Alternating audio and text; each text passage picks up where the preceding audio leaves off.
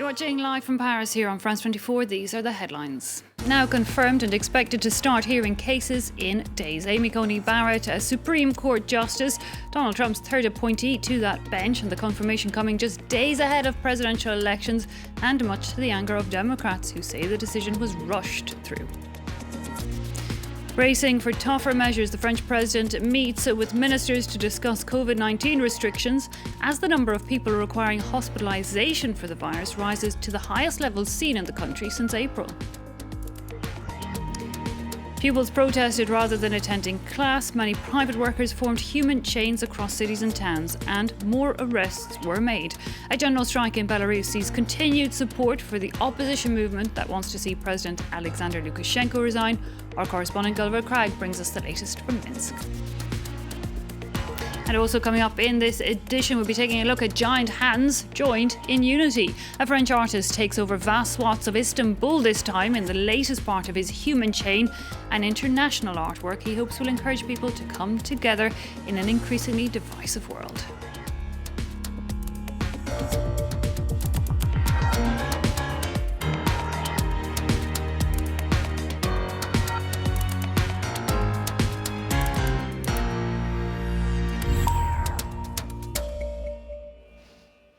Vowing to do her job without fear or favour, Judge Amy Coney Barrett has now been confirmed as Supreme Court Justice, the third justice to be appointed to the job by Donald Trump, and the closest High Court confirmation ever to a presidential election. Here's a quick listen, first of all, of what she had to say as her nomination was confirmed. The oath that I have solemnly taken tonight means at its core that I will do my job without any fear or favor, and that I will do so independently of both the political branches and of my own preferences. Well, Democrats have argued for weeks that the confirmation on it should not be held until after presidential polls, but the 48-year-old is expected to begin hearing cases very quickly. Our Washington correspondent, Gedevan Gorgistani, tells us more about the political side of the confirmation. For Donald Trump, of course, and we saw it with that big ceremony at the White House, it is a huge win for him, a huge boost ahead of that November 3rd election, because this is a campaign promise that he has fulfilled. He ran back in 2016 on nominating conservative judges to the Supreme Court, and Amy Coney Barrett is the third one that he's appointed to that Supreme Court. But beyond the presidential candidates, the two parties are using her confirmation to mobilize their troops. The Republicans are basically using that, saying, look, the Democrats are now talking about packing the courts. That means extending the number of judges to compensate for this other conservative on the court. And so they're saying this is why we need to hold on to the Senate. This is what Lindsey Graham, the chairman of the Judiciary Committee, said today. And he mentioned several senators that are in danger, several Republicans that are in danger. The Democrats, on the other hand, they're mobilizing by saying that they need the Congress in order to compensate for this conservative court. Well, as the days count down to the presidential election in the US, Joe Biden and Donald Trump are focusing their attention on the country's crucial swing states. Biden is planning to visit Georgia this Tuesday while the president heads to Michigan. Cole Stangler has the latest from the campaign trail. With the race for the White House entering its final stretch, Democratic hopeful Joe Biden made a decidedly low-key visit to Pennsylvania Monday, meeting with supporters at a campaign field office. The swing state where Biden was born is pivotal for his chances of victory. Speaking to a small crowd, the former vice president defended his climate policies and settled into a familiar line of attack against President Donald Trump, slamming his handling of the pandemic. Well, I've been saying for months, as you well know, that he waved the white flag all the way back then. He wasn't doing much at all. Donald Trump is the worst possible president, the worst possible person to try to lead us through this pandemic. In 3 separate rallies across the state Monday, Trump aimed to energize his right-wing base. While polls show Biden with a slim lead in Pennsylvania, Trump hopes to mobilize the same sort of rural white voters that helped him unexpectedly win the state in 2016. COVID. That's all they talk about, the fake news. COVID, COVID, COVID. He also fired back at the former vice president's criticism. He's waved a white flag on life. He doesn't leave his basement. This guy doesn't leave his basement. He's a pathetic candidate. We've done an incredible job. Take a look at what's happening in Europe. Next stop for Biden is Georgia, a historically conservative southern state that hasn't voted Democratic in a presidential race since 1992. Polls now show the two candidates running neck and neck.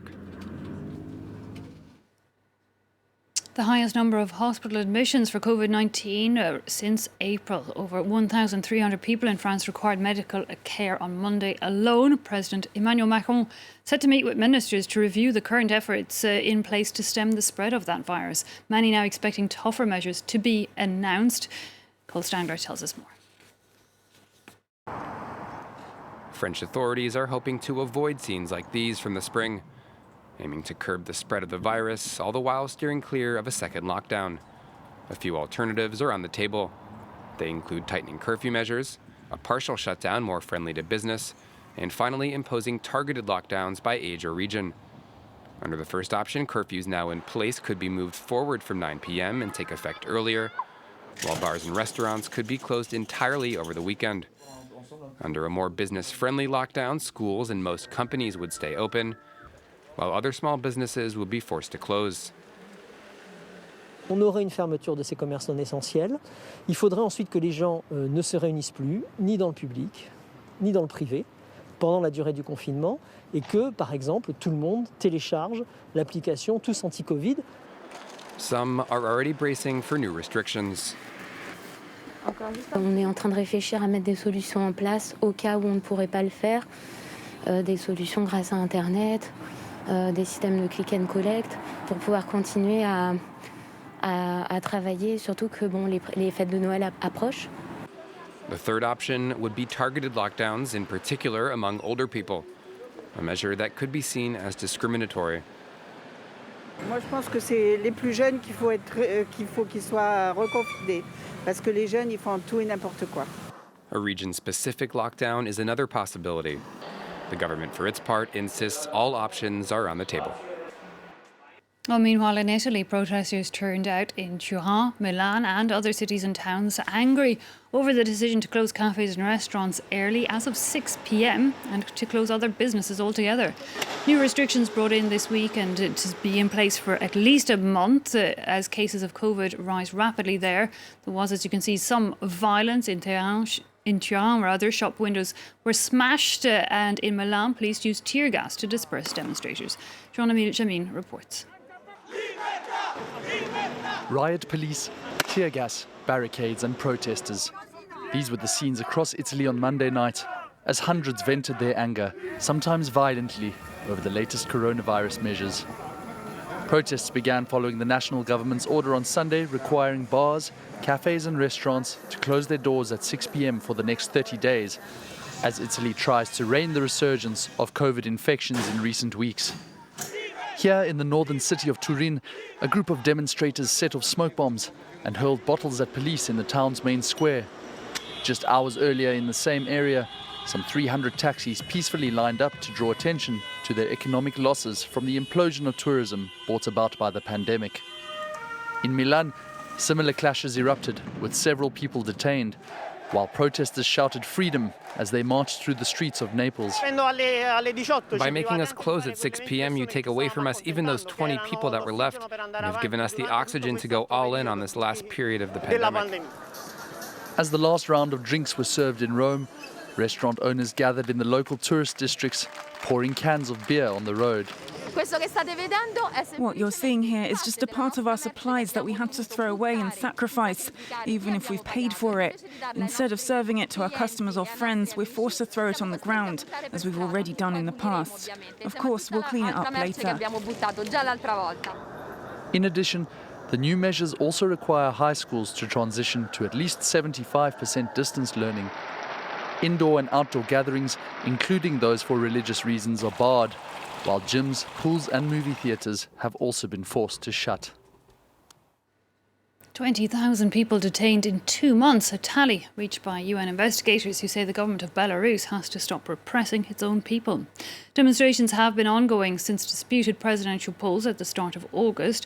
On Monday, the opposition there had called for a nationwide action. Most state-run companies did continue to operate, but hundreds of private businesses remained closed, with workers forming human chains across cities, and students also chose to protest rather than attend class. Authorities responded with more arrests.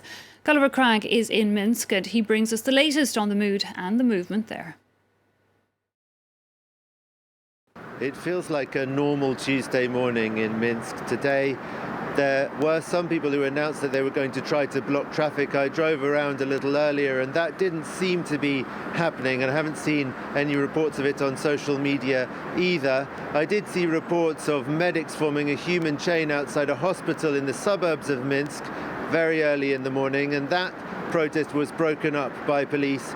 More protests are expected today. In some factories around the country, there have also been workers striking or expressing their opposition to the regime in other ways, protesting inside the factories. But it seems to be a minority of workers who are taking part in those actions. And certainly yesterday's strike did not cause major disruption to the Belarusian economy. The big state-owned factories were more or less working as normal with some minor disruptions. Some cafes and shops were closed. Some people did go on strike, but the day was marked much more by protest actions, marches in the street, including on Independence Avenue in the center of Minsk behind me, rather than by disruption to the economy. And the police responded with their usual heavy-handed tactics. Some 500 arrests were made, according to estimations by human rights activists. People who are taking part in these demonstrations feel as determined as ever and are encouraged by the fact that participation is still quite large. But I have spoken to some people who said that they are losing heart, that they took part in demonstrations back in August just after the presidential election, but that when they saw that Alexander Lukashenko has no intention, apparently, of relinquishing the presidency, they're beginning to lose faith that this movement can really change anything. That some people, other people absolutely are saying that there's no going back. Gulliver Cragg there in Minsk a little earlier today. Well, meanwhile, for a fifth day in a row, crowds gathered in Poland on Monday to protest changes being made to the laws on abortion there. The operation is now almost totally banned. It will only, in fact, be legal in cases of rape or if a woman's health is at risk. Those opposed to the change say that it will only lead to a rise in illegal and often dangerous procedures. Tensions between Turkey and France continue to rise as Ankara adds its voice to calls for a boycott of French goods. A standoff over freedom of speech taking on new dimensions. French products have already been pulled from supermarket shelves in Qatar and Kuwait, with anti-French protests in a number of other countries. Wanting to make his position clear, the president of the French Council of Muslim Worship here in France had this to say on the issue.